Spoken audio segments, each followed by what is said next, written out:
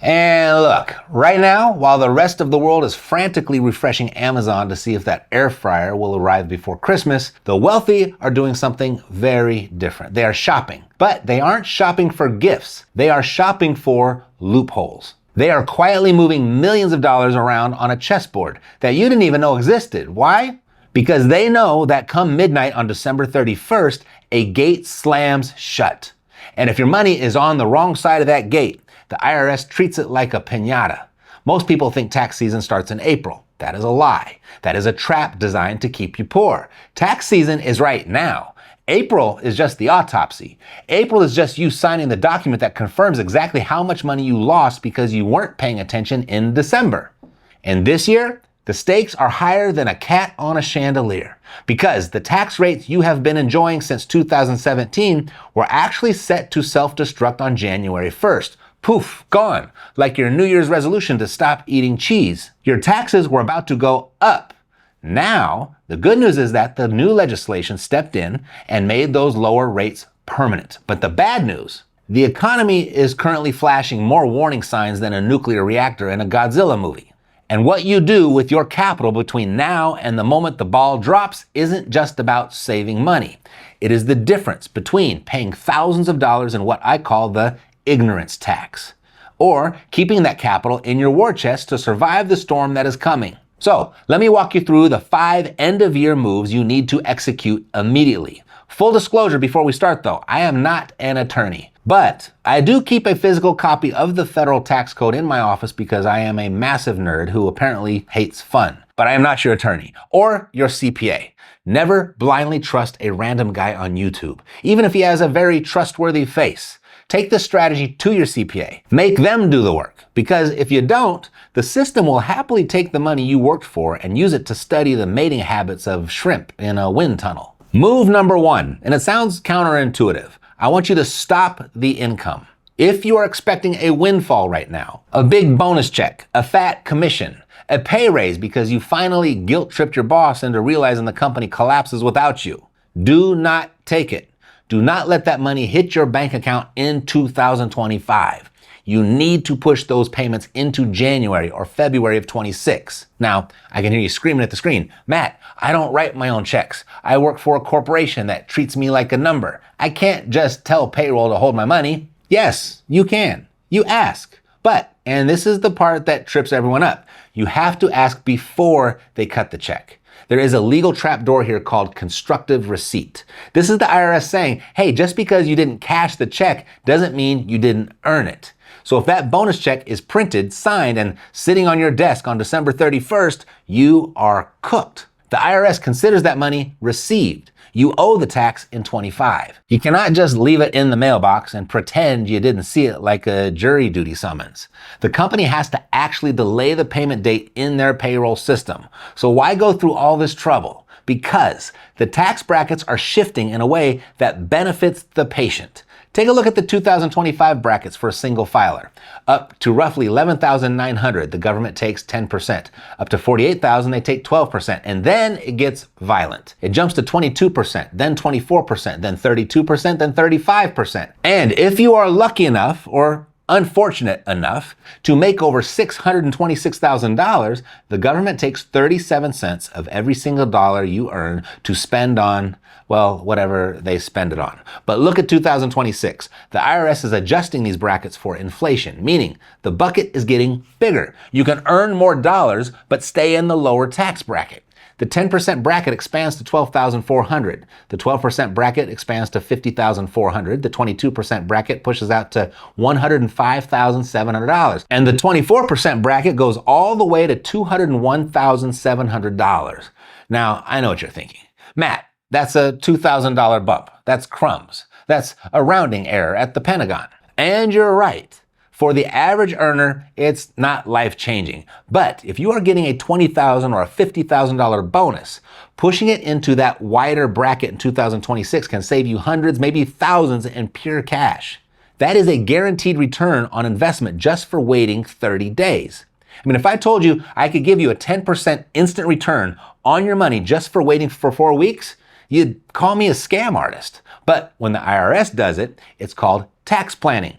And stick around for move number 4, because I'm gonna expose the truth about that write off a G-Wagon hack you see all over social media.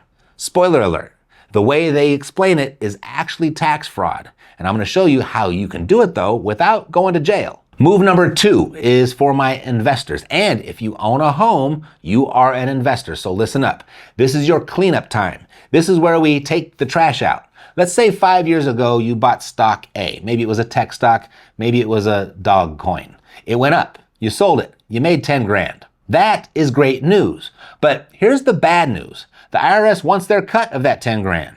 But the tax code gives you an incentive structure.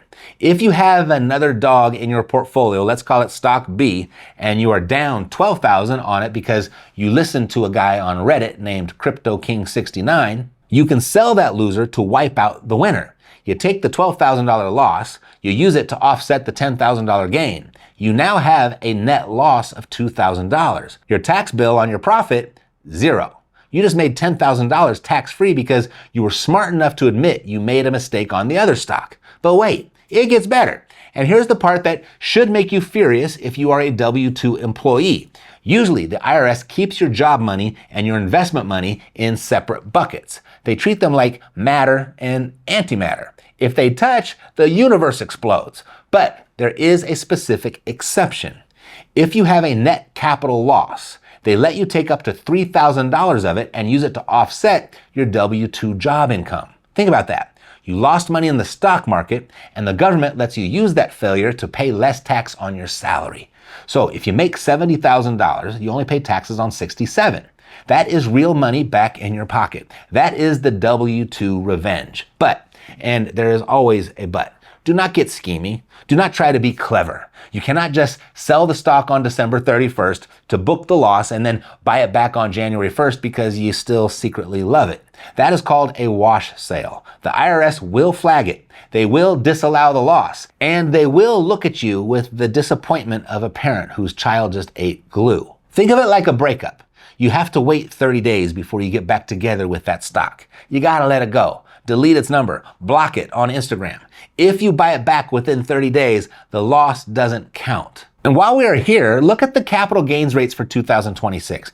If you make under roughly $49,000, your tax rate on gains is 0%. Zero. That is why the rich get richer. They don't work for wages. They work for assets because they know the scary truth that the news won't tell you. Prices are not going back to normal. If you are sitting in cash, hoping for 2019 to come back, you are going to get run over. You need to stop playing defense with a savings account and start playing offense with an inflation shield. I put together a protocol at inflationdefense.com. It shows you exactly how to use just 1 or 2 off-market rentals to make rising costs work for you instead of against you. And this isn't a get-rich game. It's a survival strategy, so you stop falling behind. The link, it's in the description, or maybe you see a QR code right here. Move number 3, fill the shelters. If you have these accounts and you aren't maxing them out, you are essentially volunteering to pay extra taxes. The HSA, the IRA, the 401k, the SEP IRA. These aren't just retirement accounts for when you're 85 and eating applesauce. They are tax shields. In 2025, you can shelter $4,300 in an HSA, $7,000 in an IRA, $23,500 in a 401k, and if you are self-employed, up to $70,000 in a SEP IRA. So if you're teetering on the edge of a high tax bracket, if you're just $1,000 over the line into that 32% bracket, maxing these out is the easiest way to shove yourself back down into the lower rate. It is a trap door you can pull to drop out of the danger zone. But move number 4, this is where people get into trouble. This is the TikTok trap. New tax rules have expanded something called Section 179 and bonus depreciation. Basically, the government pays you to buy stuff for your business. It is retroactive for 2025. The limit is now $2.5 million, and you get 100% bonus depreciation. But, and pay attention because this is the fine print that ruins people. Only if you bought it and placed it in service after January 19th, 2025. If you bought it on January 10th, you only get 40%. Why January 19th? I don't know. Congress works in mysterious and stupid ways. Now, let's talk about the Mercedes G-Wagon. Everyone on social media loves this example. You've seen the videos. Some guy standing in front of a G-Wagon saying, the government paid for this because it weighs over 6,000 pounds. Here's the reality. Under Section 179, heavy SUVs are capped at a $31,300 deduction for 2025. You cannot write off the whole car under Section 179. However, if you combine it with bonus depreciation on the remaining basis, you can effectively write off the whole thing. The math, it works like this. You buy a car for $100,000. You put $20,000 down. You finance the rest. You spent $20,000 cash, but you get a $100,000 deduction. On paper, it's magic, but be careful. I saw the comments on my last video. Matt, isn't this an audit flag? Well, yes, it is. The IRS auditing algorithm is essentially a heat-seeking missile for stupidity. They audit things that do not make sense. If you are a software engineer working from your living room, or a graphic designer who works on an iPad, and you write off a G-Wagon as a business necessity, that is not a tax strategy. That is a donation to the IRS penalty fund. That is you waving a red flag at a bull that has the power to freeze your bank accounts. My advice? Don't buy toys. Buy tools, laptops, cameras, equipment, machinery. Spend money on things that actually make you money. Do not spend $1 to save 30 cents unless that dollar is buying you an asset that will pay you back. And look, I know this is a lot of math. I know you are probably not writing this down fast enough, but do not worry. I drafted a CPA directive, a one-page professional memo using the exact tax codes that we've discussed here that you can just literally hand to your accountant and say, hey, do this for me. I'll give it to you for free at the end of the video. And I don't even want your email address. All right. Now let's talk about move number 5. If you are feeling charitable, or if you just hate the government more than you love your money, you need to pay attention because the rules are changing in a way that is basically an invisible trapdoor. 2025 is the critical year. Why? Because starting in 26, there is a new floor. If you itemize in 2026, you will only be able to deduct donations that exceed 0.5% of your adjusted gross income. Let me translate that into English. If you make $200,000 a year, the first $1,000 you donate, dead money, no deduction. The IRS ignores it.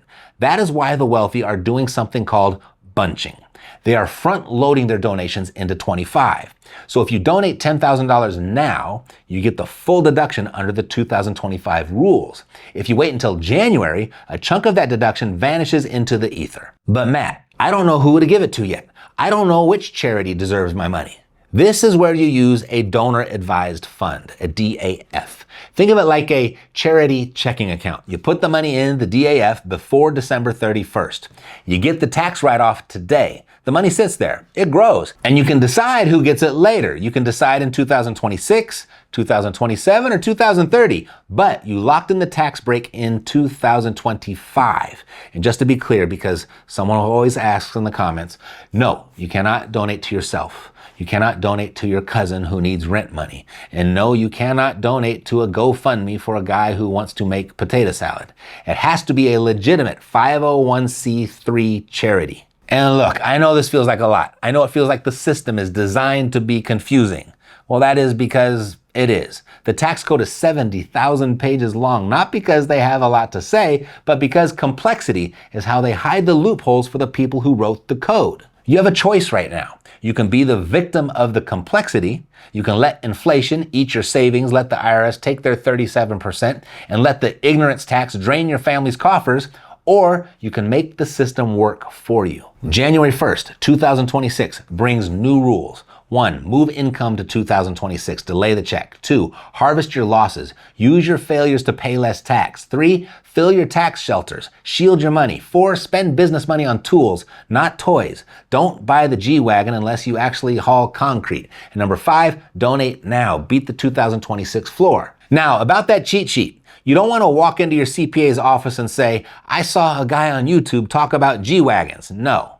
You want to walk in with a plan. I put together the 2025 year-end tax directive. It lists these 5 strategies in CPA language, citing the specific codes and deadlines so they know you mean business. There's a link below to download the PDF directly, or here's another QR code. No email required. Just grab it and send it to your accountant. But remember, saving on taxes is just one leak. It is getting harder for the average person to grow their nest egg. Traditional skills are being automated.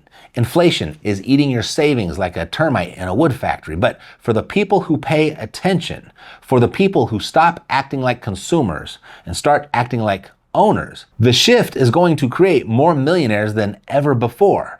Be their victim or make them yours. Choose. But listen, fixing your income tax is just locking the front door. The government has a back door that they use to loot your stuff. And it doesn't happen on April 15th. It happens through inflated property tax assessments and insurance premiums while you're alive, and through probate court after you're gone.